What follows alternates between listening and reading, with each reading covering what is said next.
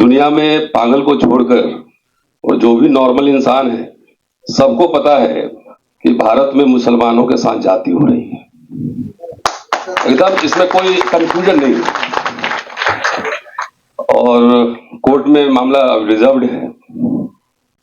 मुझे लगता है कि न्यायालय में कभी न्याय मिलता है, कभी नहीं मिलता है, और न्याय ना मिले तो भी चलेगा। कई बार तो ऐसा होता है कि अदालतों में अन्याय मिलता है। तो जो मसला है कोर्ट में चलने दीजिए, लेकिन मेरी समझ है कि ये पब्लिक परसेप्शन, पब्लिक ओपिनियन का मामला है।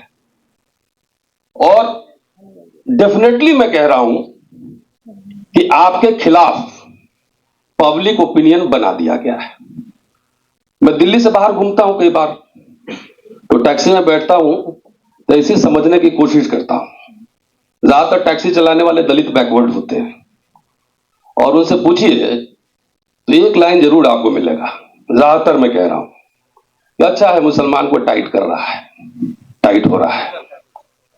तो ये पब्लिक ओपिनियन जो बनाया गया है वो क्यों, कैसे बनाया गया है?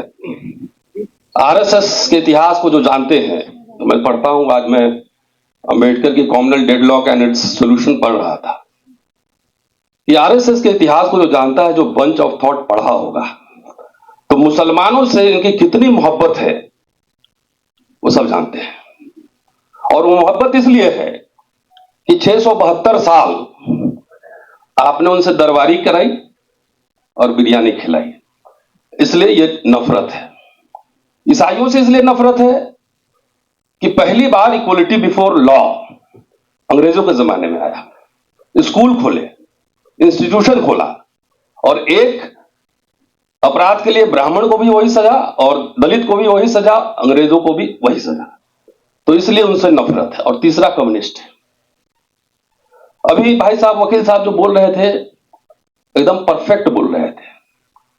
ये मसला जो है, कभी सीए आएगा, एनआरसी आएगा, कभी 370 आएगा, कभी कुछ और आएगा, अभी वक्फ बोर्ड है, और ये खत्म होगा तो अगला आएगा, वो भी मैं बता देता हूं।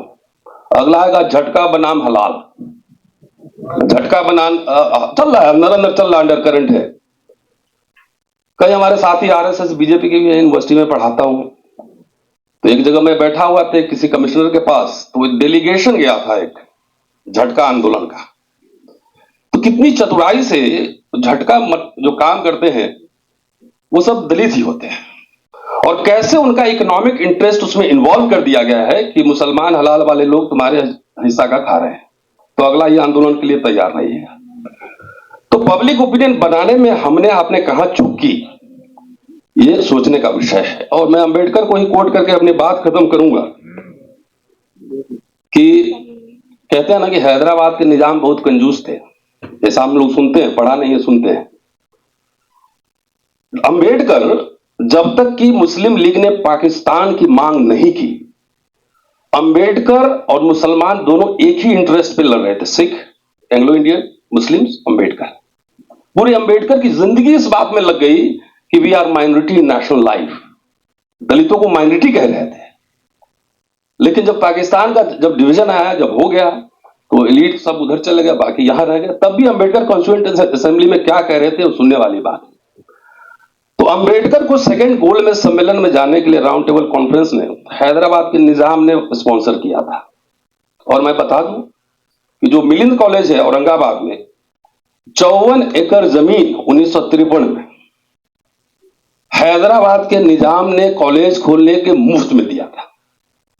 वही नहीं, शेड्यूल कास्ट वेलफेयर के लिए 1 करोड़ का फंड इकट्ठा हुआ, उसमें से 12 लाख रुपए उन्होंने अंबेडकर को इंटरेस्ट फ्री दिया कि आप कॉलेज बनाइए। 56 से वो किस जाना था, 50,000 पर ईयर। अंबेडकर का 56 में परिनिर्वाण हो गया। वो पैसे वापस हुए कि नहीं हुए मैं नहीं जानता, शोध का विषय है, लेकिन मुझे लगता है कि वो कर्ज माफ कर दिया गया होगा। ये बात मैं क्यों कह रहा हूं? इसलिए कह रहा हूं कि अंबेडकर ने कहा है कि विदाउट सोशल डेमोक्रेसी हम पॉलिटिकल डेमोक्रेसी अचीव नहीं कर सकते। आप सोचिए कि जो कंजूस नवाब जिसको कहते थे 54 एकड़ जब आज भी है, मैं उस यूनिवर्सिटी में लेक्चर दे के आया हूं, बोल कर आया हूं, क्या दलित को हिंदू बना दिया गया है, मुसलमान को हिंदू बना दिया गया है, सॉरी बैकवर्ड को, और उसके पास एक कॉमन कॉज है ना, नाम एक तरह का है, संस्कृति एक तरह की है, बोली भाषा एक तरह की है, और हम ये भी जानते हैं कि उसके असली शत्रु आरएसएस बीजेपी के वो दलित हैं, क्योंकि इंडियन रिपब्लिक 50 साल में जो मिडिल क्लास बना है, जिनको वो अछूत समझते थे, वो मिडिल क्लास उठ के इनको जवाब दे रहा है। असली तो मार वहां पड़नी है, लेकिन आम मानस को, जनमानस को हिंदुआइजेशन कर दिया गया है। Do have any alternative? कोई विकल्प है? जब आप सोशल डेमोक्रेसी नहीं करेंगे, तो इसलिए मैं कह रहा हूं जुडिशरी का मसला नहीं है, रोज नए आएंगे इशू, ये पब्लिक ओपिनियन का है। दलित बैकवर्ड, जो कि उनके अभी बहुत सारे लोग हिंदू राष्ट्र की पालकी ढो रहे हैं, हिंदू राष्ट्र में उनको कहां रहना है मैं जानता हूं, लेकिन आपके पास क्यों आए, ये सवाल है। कभी हमने वो साझा कॉमन इंटरेस्ट, कभी साझा दुख दर्द हमने साझा किया? नहीं किया। हर समय इशू आएगा। मैं स्टूडेंट था, बाबरी मस्जिद जब उसमें हमला हुआ था, उस समय भी हम लोग जंतर मंतर पर कहां कहां रैली निकालते थे, उस समय से लेकर अब तक रैली ही निकाल रहे हैं, कॉन्फ्रेंस ही कर रहे हैं। तो हमारे पास दो स्ट्रेटजी है, एक तो शॉर्ट टर्म है, वो तो अदालत है। अदालत से कई बार सरकार जो अपने नहीं करती, अदालतों से करवा लेती है। अब हो गया, अदालत कह दिया तो कह दिया, अब कहां जाएंगे आप? तो ये हमारे नौजवान साथी कह रहे थे सड़क पे लड़ना पड़ेगा, तो इसके लिए लोग चाहिए, और लोग आपके पास तब आएंगे कि लगेगा कि उनको कि हमारा भी इंटरेस्ट आप प्रोटेक्ट कर रहे हैं। अगर 10 आप दलित बैकवर्ड को विदेश में पढ़ाए रहते, दुख की बात है कि ना अब नवाब है वो, न साहू जी महाराज हैं, न गायकवाड़ हैं, कोई नहीं। अगर दलित बैकवर्ड को, तो आपकी लड़ाई तो वो लड़ लेता ना, सामने दिखता कि हमने पीएचडी करवाई है इसको ऑक्सफोर्ड से, इसको स्पॉन्सरशिप हमने दिया है, तो जो एक फिलांथ्रोपी का काम है, तब आपको क्यों बोलना है? आपकी लड़ाई तो ये लोग लड़ लेगा। तो इसलिए मेरा एक प्रस्ताव है कि ये लड़ाई ऐसा नहीं कि वक्फ बोर्ड का खत्म हो जाएगा तो ये रुकने वाली है, ये अनवरत चलती रहेगी। कोई मुसलमान विदेश नहीं भेजेगा, क्योंकि उसके लिए पासपोर्ट वीजा सब लगवाना पड़ेगा, बोलेगा यहीं रहो, सेकंड क्लास सिटीजन बन के रहो, सेकंड क्लास सिटीजन। तो इसलिए ये बहुत गंभीर मसला है। दिल्ली में हम लोग काम करते हैं, अरे हमारे ऊपर भी मुकदमे कई चल रहे हैं, ठीक है, इससे डरने की बात नहीं है, ये लड़ाई चलेगी। लेकिन अंबेडकर ने जो कॉन्स्टिट्यूएंट असेंबली में जो बात कही थी, और आजादी के बाद 4 नवंबर 1948 को, और मैं वो पढ़ देता हूं, इसलिए मैं लेकर आया था। उन्होंने कहा था कि माइनॉरिटीज के संदर्भ में कह रहे हैं कि अल्पसंख्यकों को जो छूट दी जा रही है, मैं समझता हूं वो ठीक है, उसकी तारीफ कर रहे हैं। कह रहे हैं कि अल्पसंख्यकों को सहूलियत देने का जो निर्णय संविधान सभा द्वारा लिया गया है और जिस पर अमल किया जा रहा है, मेरी राय में वो सही है। इस बारे में मेरे मन में बिल्कुल संदेह नहीं है। इस देश में अल्पसंख्यक और बहुसंख्यक, माइनॉरिटी एंड मेजॉरिटी, दोनों ने गलत रास्ता अपनाया।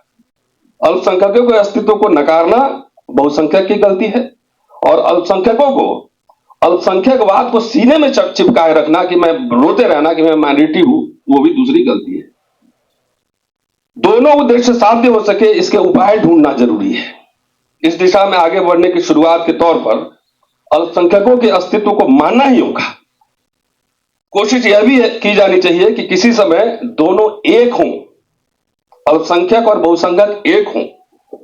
संविधान सभा द्वारा सुझाए गए उपायों का स्वागत होना चाहिए, क्योंकि उनके द्वारा बताए गए उपायों से ही यह दोहरा उद्देश्य प्राप्त किया जा सकता है। धर्मांतरता की भावना को बल देकर अल्पसंख्यकों को दी जा रही सहूलियतों का विरोध करने वालों को मैं 2 बातें बताना चाहता हूं। वो चेतावनी दे रहे हैं, और चेतावनी जरूरी। पहली बात कि अल्पसंख्यक विस्फोटक शक्ति होती है, उसके विस्फोट होने से पूरे राज्य के बिखर जाने का खतरा होता है। यूरोप का इतिहास इसी प्रकार की भरपूर घटनाओं से भरा पड़ा है। और यहां एक एग्जाम्पल देते हैं, और एग्जाम्पल आयरलैंड के विभाजन को लेकर देते हैं कि जब कहा कार्सन ने कि आप प्रोटेस्टेंट को जो चाहिए आप ले लीजिए और आयरलैंड को एक रहने दीजिए, तो उन्होंने कहा कि अपने जितना जो मुझे दे रहे हैं उसको चूल्हे में डालिए, हम कभी भी नहीं चाहते हैं कि आप मेरे ऊपर राज करें। आयरलैंड को वहीं से हवाला दे रहे हैं।